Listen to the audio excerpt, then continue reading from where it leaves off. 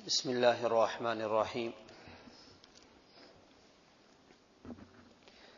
سورۃ النحل 14واں پارہ، آیت نمبر 89 اور 90 کا ترجمہ یہ ہے: وَيَوْمَ نَبْعَثُ فِي كُلِّ أُمَّةٍ شَهِيدًا، اور جس دن ہم اٹھائیں گے ہر امت میں ایک گواہ ان کے خلاف، من انفسہم، جو ان میں سے ہوگا، وَجِئْنَا بِكَ شَهِيدًا عَلَى هَؤُلَاءِ، اور آپ صلی اللہ علیہ وسلم کو ان کے خلاف گواہ بنا کر لایا جائے گا۔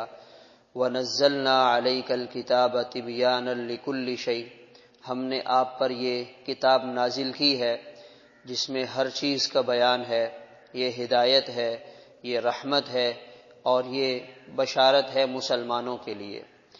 ان اللہ یأمر بالعدل والاحسان، بے شک اللہ تعالی حکم دیتے ہیں عدل کا، احسان کا، رشتہ داروں کے حقوق کی ادائیگی کا، وینہی عن الفحشاء والمنکر والبغی، اور منع کرتے ہیں بے حیائی سے، منکرات سے اور ظلم سے۔ یعظکم لعلکم تذکرون، اور تمہیں نصیحت کرتے ہیں تاکہ تم نصیحت حاصل کرو۔ یہ دو آیات ہمارے سامنے آئیں۔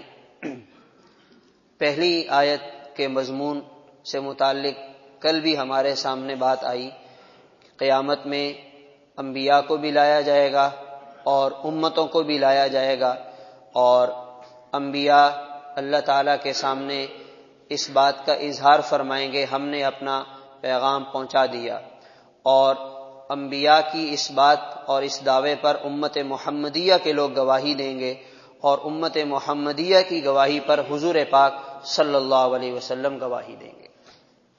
اس کے بعد دوسری آیت ہے: ان اللہ یأمر بالعدل والاحسان وایتاء ذی القربی۔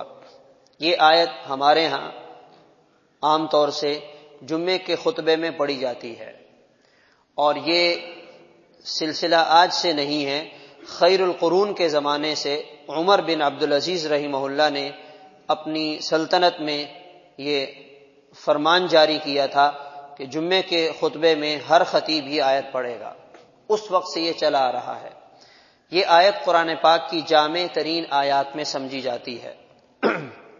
ایک دفعہ ایک عرب سردار آپ صلی اللہ علیہ وسلم کی خدمت میں حاضر ہوا اور آ کر کہنے لگا: من انت وما انت، آپ کون ہیں، آپ کا مشن کیا ہے؟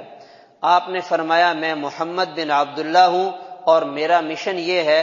آپ نے یہ آیت اس کے سامنے تلاوت کی، بس دو جملے فرمائے۔ چونکہ عرب تھا، عربی زبان جاننے والا، تو وہ فوراً اسی مجلس میں یہ آیت سن کر مسلمان ہو گیا، اور صرف خود مسلمان نہیں ہوا، اسی وقت اپنی قوم کے پاس گیا اور کہنے لگا: میں نے جو خوبصورت پیغام سنا ہے اور جو خوبصورت بات سنی ہے، اس سے اچھی اور کوئی بات نہیں۔ اے میری قوم کے لوگوں، تم اس بات کو قبول کرنے میں پہل کرو۔ چنانچہ اس کی ساری قوم اور وہ سارا قبیلہ مسلمان ہو گیا۔ ان اللہ یأمر بالعدل والاحسان۔ ایک اور صحابی ہیں آپ صلی اللہ علیہ وسلم کے رضائی بھائی ہیں، عثمان بن مظعون رضی اللہ تعالیٰ۔ وہ کہتے ہیں میرے دل میں ایسے جنگ چل رہی تھی کہ مسلمان ہو جاؤں یا نہ ہوں۔ ایک عرصے سے دل میں مختلف خیالات آ رہے تھے۔ جب میں نے آپ صلی اللہ علیہ وسلم کی زبان مبارک سے یہ آیت سنی تو میرے دل نے اس بات کی گواہی دی، دین اسلام سچا دین ہے، اور میں نے یہ آیت سن کر دل سے اسلام قبول کر لیا۔ اللہ تعالیٰ عدل کا حکم دیتے ہیں۔ عدل کا معنی ہے انصاف کرنا، عدل کرنا، کسی کے ساتھ ظلم اور زیادتی نہ کرنا۔ اگر اسلام کی تعلیمات کا جائزہ لیا جائے اور اسلام کا اگر دوسرا نام تلاش کیا جائے تو اسلام کی تمام تعلیمات میں ہمیں عدل کے علاوہ اور کچھ بھی نظر نہیں آتا۔ جیسے کہا جائے اسلام سراپا عدل ہے، اسلام سراپا عدل ہے۔ یہ اپنے ماننے والوں کو عدل کی تعلیم دیتا ہے۔ اس عدل کے دو دائرے ہیں۔ ایک عدل کا دائرہ وہ ہے جس کا تعلق اللہ تعالیٰ کے حقوق کے ساتھ ہے، اور ایک عدل کا وہ دائرہ ہے جس کا تعلق بندوں کے حقوق کے ساتھ ہے۔ اسلام کہتا ہے اللہ کے حقوق کے معاملے میں بھی عادل بنو، انصاف کرو، اور بندوں کے حقوق کے معاملے میں بھی عدل کرو اور عادل بن کر انصاف سے کام لو۔ یہ اسلام کی تعلیم ہے۔ اور جب تک پوری دنیا پر 1000 سال تک مسلمانوں نے حکومت کی ہے، عدل کے ساتھ حکومت کی اور عدل کے نظام کو زندہ کیا اور پوری دنیا کے رہنے والے انسانوں کو انصاف پہنچایا، امن دیا، عدل دیا، یہ مسلمانوں کی تاریخ ہے۔ ہمارے ہاں آج کے دور میں ہمارے بہت سے یہاں رہنے والے مسلمان بھائی کہتے ہیں کہ ہمارے ہاں پاکستان میں عدل نہیں ہے، ان کے ہاں عدل بہت ہے، یورپ میں، مغرب میں، ہم ان کو بہت انصاف والا معاشرہ کہتے ہیں۔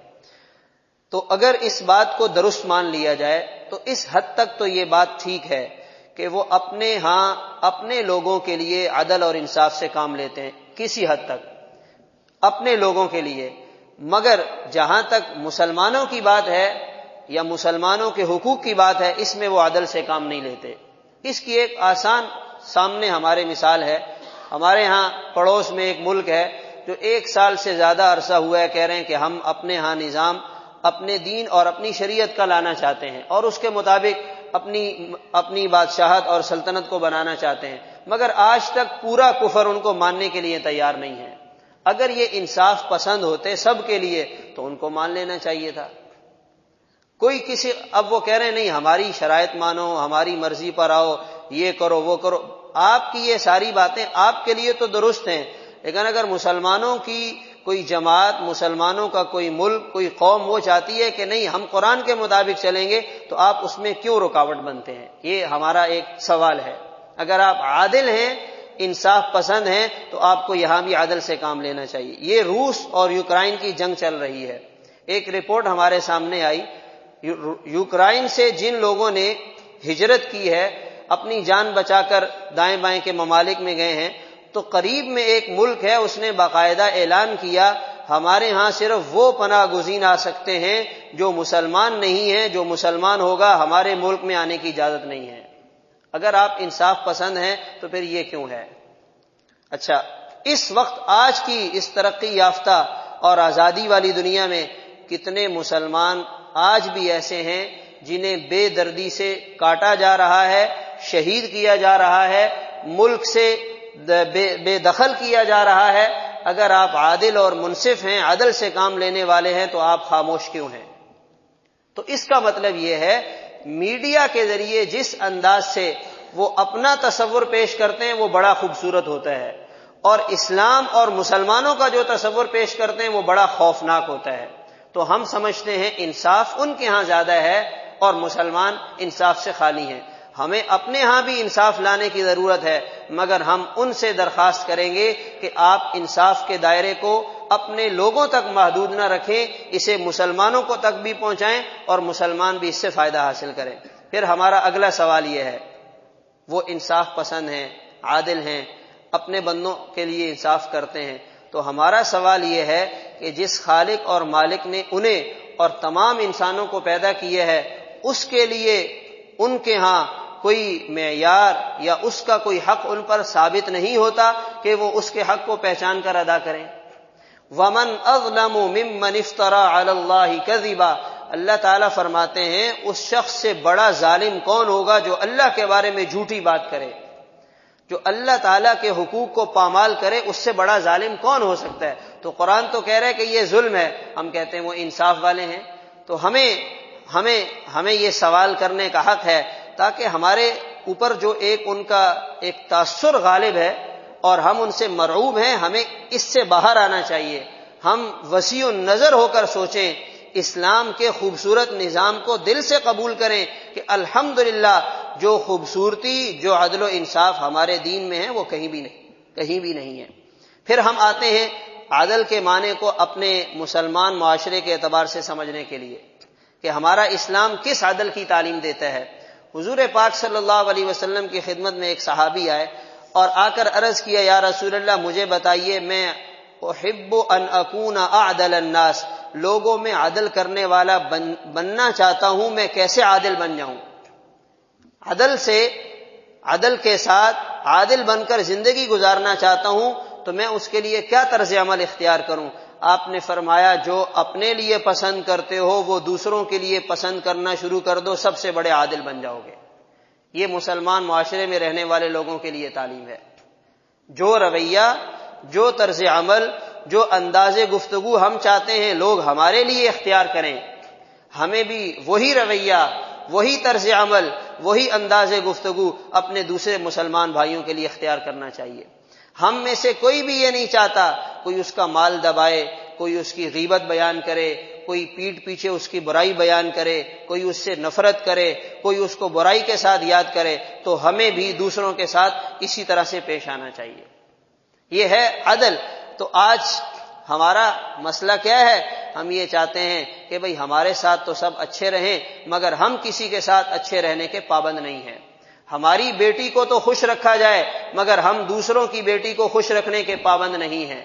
ہماری اولاد کو تو عزت دی جائے، مگر ہم دوسروں کی اولاد کو عزت دینے کے پابند نہیں۔ یہ عدل کے خلاف ہے، یہ ہمارے لیے مسلمانوں کے لیے ہے۔ تو اس لیے یہ آیت جامع ترین آیت ہے۔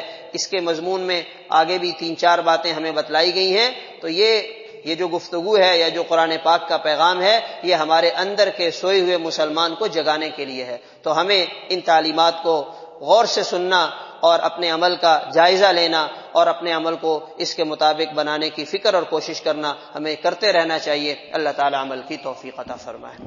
اللہ